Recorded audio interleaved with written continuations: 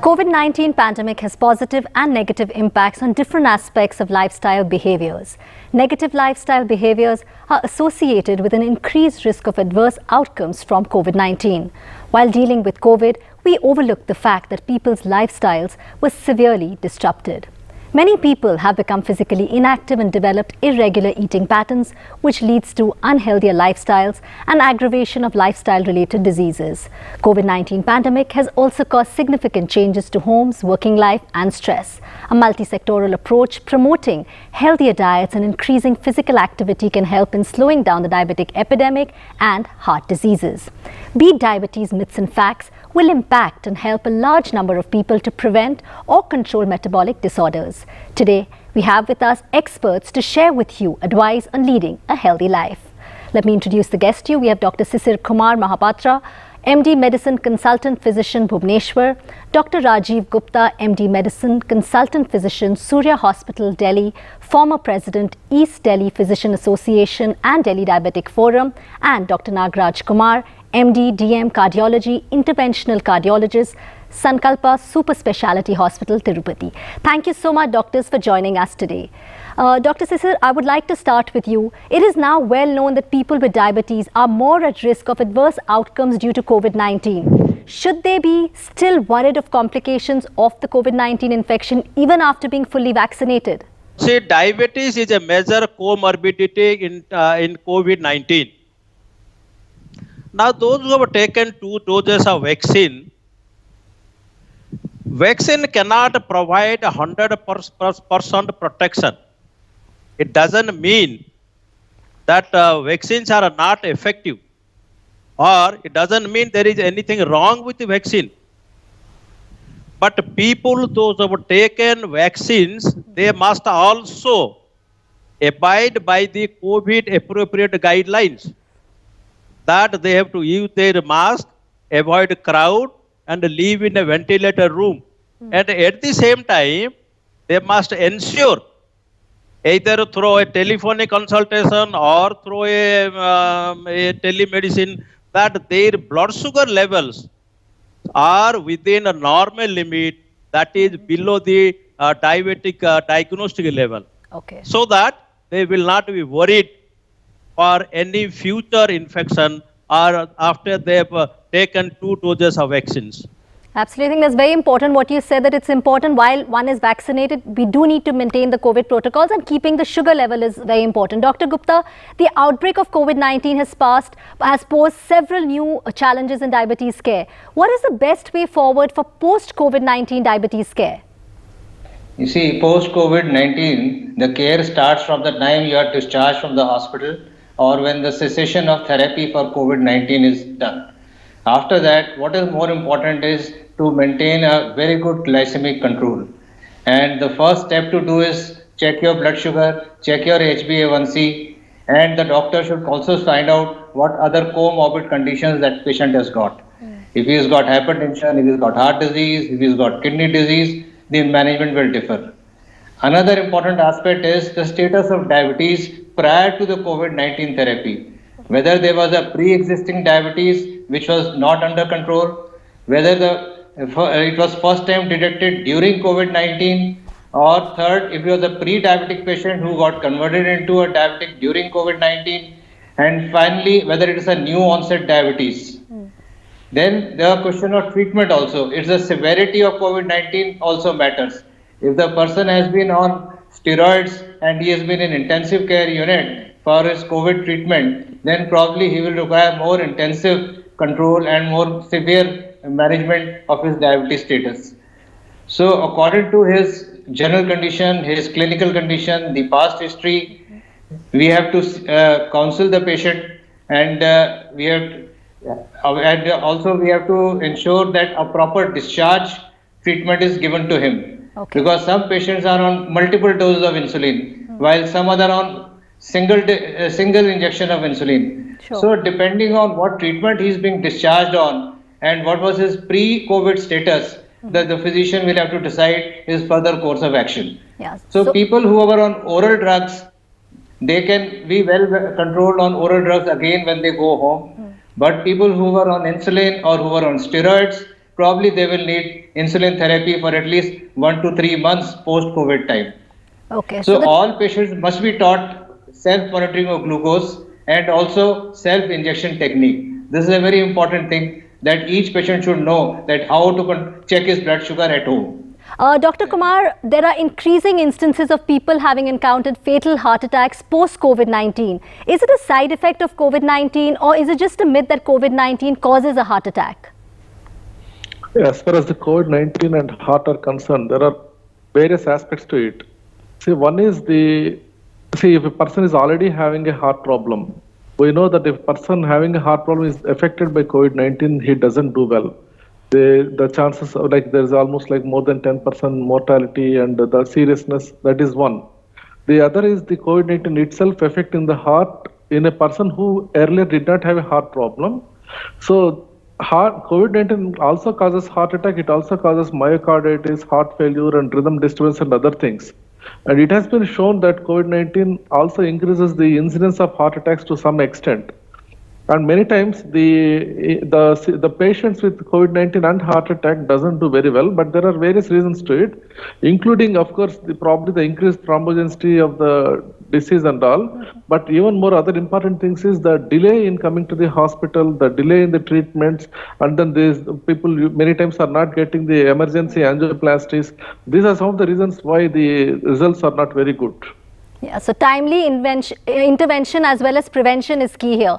Dr. Mohapatra, the prevalence of diabetes is increasing due to multiple reasons. Can the 90-90-90 program, can this be the solution to this problem? Will it help to reduce the prevalence of diabetes in India? See, India is a very vast country. And the people with diabetes are in quite a large number. And the prevalence is also largest. So we have to get a awareness program the public by adopting this 90-90-90 program. Now, first 90 stands for public awareness and detection. Once we detect the patients who are diabetic, then we can start a medication with a lifestyle. Second 90 program would be manage diabetes with lifestyle medications, give them medicines, so that we can able to manage 90% of patients suffering from diabetes. The third 90 will be with the treatment, we will have a 90% control. Okay. So that the burden of diabetes today on our country, that our country is being set. It is the diabetes capital next to China in the world. By adopting this 90-90 program, India can be able to diabetes care capital of the world. Sure. So 90-90-90, which is awareness, of course, managing diabetes well and treatment. That's really well explained. Dr. Gupta, is there a need for people with diabetes to look at a revision of doses as they are working from home? And also they tend to put on more weight due to less exercise. Well, ideally speaking, we will not recommend that they should revise their doses on their own. It's more important that they ensure lifestyle modification. For example, they can do some regular exercise, even if a brief walk of 15 minutes, 3 to 4 times a day will also help, or 2 sessions of aerobic exercise in the morning and evening will also help in this. And then the next thing is diet control. What we saw in this epidemic was that people were making lots of new foods, and they were trying out new recipes at home, and all those things, they caused more increase in the calories, and it was those increased calories along with no physical exercise that caused the increase in weight. So more important is that you take care of your calories, reduce your calories, increase your physical exercise, and check your doctor with your blood sugar status. If you are still not able to control your blood sugars, then consult your doctor before changing or increasing your medication. Do not self-medicate, because most of these medicines are long-acting medicines, and they may cause hypoglycemia late in the night or early in the morning. So I would not recommend that people should revise their medicines themselves. So I think that's a very important takeaway point, that we should not, self-medicate. Dr. Kumar, many scientific studies have shown a close relationship between cardiovascular disease and cholesterol levels. Should one focus on lowering dietary cholesterol or saturated fat? Yeah. Initially, of course, after the Second World War, we know that there has been a lot of studies, and then the cholesterol has been shown to be like an enemy. But ever since 2013 and since a decade, we know that cholesterol, we were probably overreacted. And see, according to current evidence, if we see, there is no, like, we know that the blood levels of cholesterol, if they are more, that causes the problem. And if we can decrease the blood levels in the cholesterol by medication called statin, it is protecting the heart, either primary prevention or secondary prevention. But what we don't know for sure is, if we decrease the cholesterol intake in the diet, is it going to translate into the benefit? That is something not very clear. So that is why in the recent guidelines, there is no dietary cholesterol intake cutoff like that. Earlier we had a dietary intake cholesterol cutoff of not more than 300 milligrams per day and all. Now that is removed. So now if we look at it, it's like taking a wholesome approach.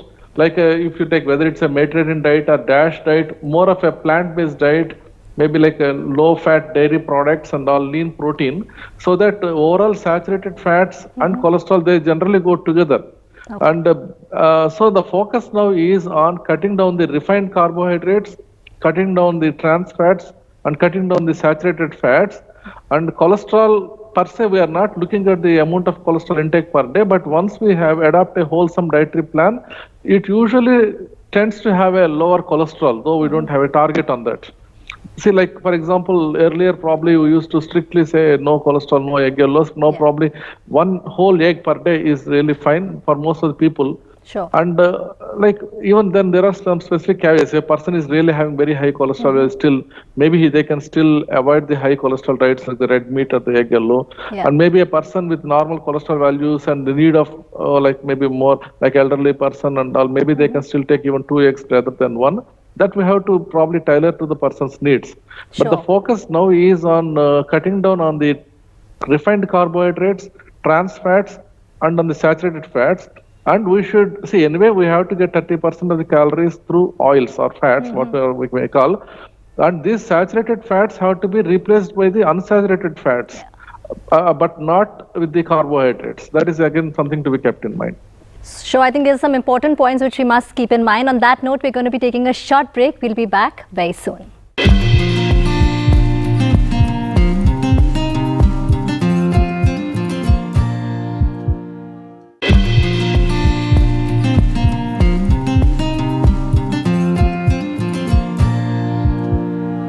Welcome back. Dr. Mahapatra, I would like to start with you. Self-monitoring of blood glucose is essential for people with diabetes to maintain tight control over their sugar levels. Their use, importance and frequency are different in type 1 and type 2 diabetes.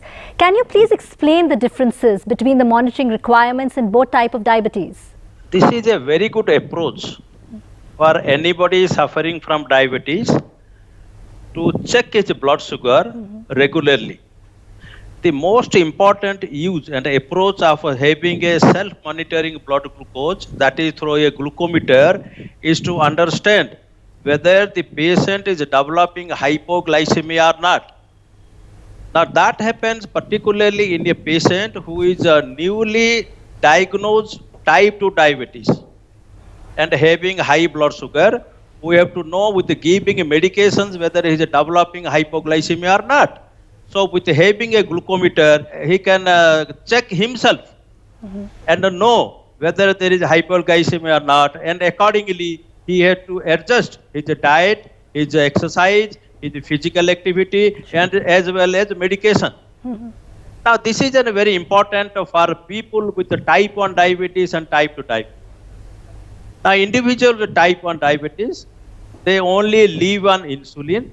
Therefore, it is highly essential to know their level of blood sugar, whether they are developing hypoglycemia or not. And then they have to also check, those who are taking insulin, they have to check before snacks, before meals, minimum 4 times a day, and once before bedtime as well. Sure. And there are some guidelines also, they can check up to 4 to 10 times. Similarly, in a patient of type 2 diabetes, suppose his blood sugar level is controlled, he can check once a day or even 4 times to 10 times. He can check his blood sugar before all the snacks, before all the meals, and before bedtime. But as an experienced senior physician, I also advise my patients, if possible, check up his blood sugar through a glucometer around 3 a.m. to 4 a.m. Okay. in order to assess whether there is a rebound phenomenon in the early morning. If I can explain that to the public, they will also understand. Sure. Around 4 a.m. early morning, there is hypoglycemia because the counter effect of the body by secreting many hormones. Morning there is hyperglycemia. So that gives a ambiguity for the physician to know whether he had really hyperglycemia or early morning he has a hypoglycemia. This is known as Somagi effect. Okay, so that gives a So more you- accurate. It's more that will be accurate, right? more accurate. So this way, people with the type 1 diabetes, type 2 diabetes should have this. They must be taught also how to check their self-monitor blood go through a glucometer, how many times is used. Very important is during hypoglycemia. Yeah, And particularly in this pandemic, you see, there is nobody to check, nobody to go to Yes, the lab yes. to do his blood sugar level. So that at home he can measure his blood sugar, make a telephonic call with some physician, and Sure. control his diet, medication, exercise, and activity, so that he will have a tight blood glucose control in order to avoid further complications Yeah. due to this pandemic. So self-monitor so that you can really take care and manage diabetes well. Dr. Gupta, is only blood sugar control sufficient for the effective management of diabetes? If not, what other factors should be controlled? You see, diabetes is a very complex disease having multifactorial factors which cause the risk for diabetes. And diabetes is the major cause of death. 70% of the people of diabetes, they die of cardiovascular diseases. So obviously only sugar is not at all important. It's blood pressure control, the cholesterol control, and physical exercise. All these matter as far as management of diabetes is concerned. So it is not just glucose-centric approach for type diabetes. It is more important that we control the blood pressure as well as we control our lipid levels. In fact, it is classically called the ABC of diabetes.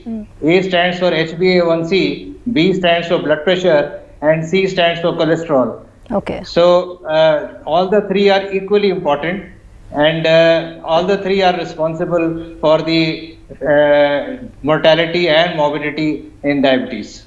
I think you've really explained that really well, the ABC. So, Dr. Kumar, does hypertension increase the risk of heart disease or heart attack in individuals? What can be done to manage hypertension, thereby reducing the risk of a heart attack? Yeah, we know that hypertension affects the heart. So as you said, both heart disease and heart attack. So heart attack is definitely, we know that hypertension is one of the traditional risk factors for causing a heart attack. There is no doubt about that. In fact, it has been well established in many studies, including the InterHeart study. It also is an important factor for heart failure by increasing the muscle thickness and all. So hypertension causes both heart attack as well as heart failure. And to decrease it, of course, lifestyle changes are very important.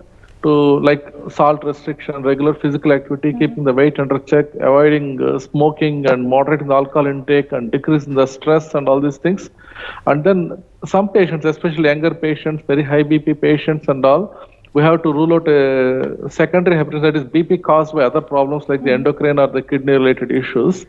But in 95% of the patients, we need to do lifestyle changes and then the medication, of course, and keep the BP under a very good control. Okay. Especially if they're having additional risk factors like diabetes and others, we have the BP control should be very, very good. Thank you so much, doctors, for joining us today and helping us understand diabetes well. I think we've really understood we need to take care, it's lifestyle management. You've really explained all these points really well. Thank you so much for joining us.